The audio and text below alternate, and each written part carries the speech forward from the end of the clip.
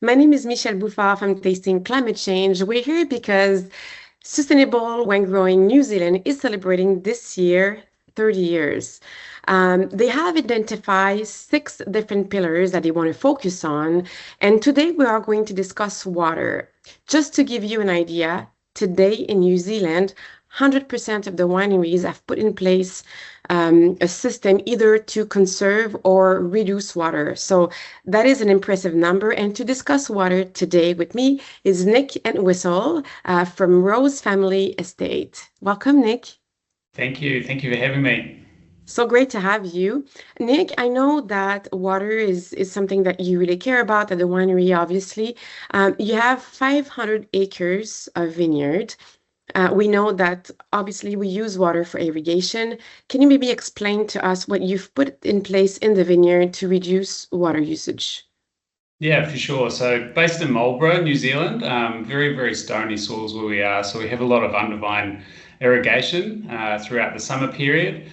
And over the last probably 10 or 12 years that I've been working with the family, we've been replacing a lot of our irrigation, sort of our aging irrigation throughout the vineyards with more updated models, and then also using a lot more technology in the way that we schedule and monitor the amount of water that we're putting onto the vineyards. So we're using a lot of rain gauges. We also have soil moisture probes in a lot of the vineyards. But I think the biggest change that we've made in the last probably 5 years is actually vine-specific water monitoring. So we're using stem water potential. So we're pressure bombing the vines throughout the growing season and actually getting some indicator blocks throughout our estate to know how much irrigation that we're needing to put on.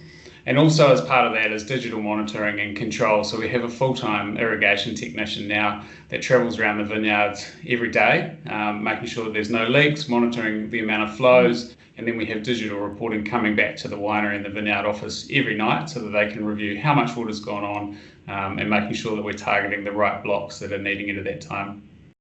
I'm quite impressed by what New Zealand is doing in regards to water because we often think about countries with really hot and dry climate for water conservation, but you've identified that this is quite crucial. We know that obviously water is widely used in the winery to clean, for sanitization. I know you have a state-of-the-art water management system. Can you tell us a little bit about it?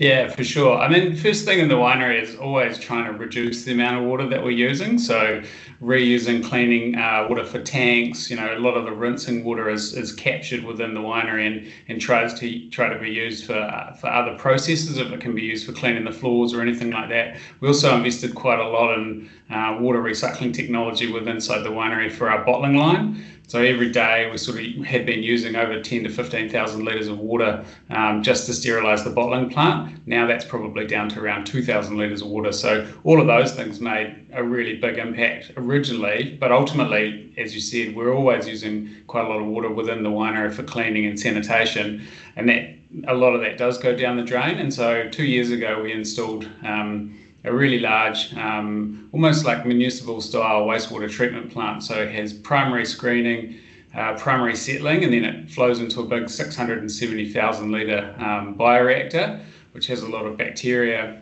living in there that converts all of the sugars and some of the compounds that can be a little detrimental for the soil or for the environment, breaks a lot of those down, secondary settling, and then it's spread to over 4.5 hectares of land. And so currently it's just bare land, but the focus from the family is actually to try and find a use for that water. And so our thinking is that within the next 5 years, when we redevelop the surrounding vineyard, we will install an irrigation dam, and then throughout the summer period we'll be actually able to use that water that was used in the winery to irrigate that vineyard, reducing our volume that we're having to pull out of the ground. So it's very, very exciting at the moment. Wow, that's amazing. This is just a little window of what New Zealand is doing for water management. And I want to invite everyone, if you go to the New Zealand Wine website, so nzwine.com, you can see their sustainability report for 2025, and there's so much information there, very detailed information that you can read more about water usage. Thank you so much.